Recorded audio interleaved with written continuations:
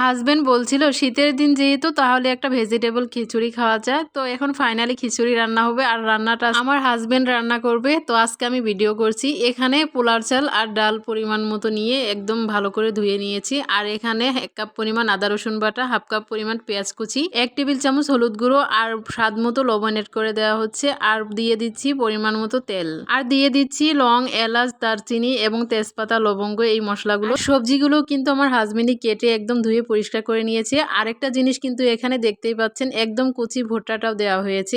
এটাতে কিন্তু অনেকটাই পুষ্টি আছে। এই ভুট্টাটা অনেকে খাই না আমরা, আমার কিন্তু অনেকটাই ভালো লাগে। তারপরে একদম মেখে চেকে একদম বসিয়ে দেওয়া হয়েছে। তার চাল ডালটাকে ভালোভাবে বসিয়ে নিয়ে তারপরে সবজিগুলো অ্যাড করা হলো, কারণ আগে দিলে সবজিটা গলে যাবে, তার কারণে শেষে দেওয়া হয়েছে। আর এই তো শেষ পর্যায়ে কিছু ধনেপাতা কুচি অ্যাড করে দিলাম, তাহলে ফ্লেভারটা আরও ভালো আসবে। তো শেষ পর্যায়ে নেড়ে চেড়ে নিলাম, রান্নাটা হয়ে গিয়েছে।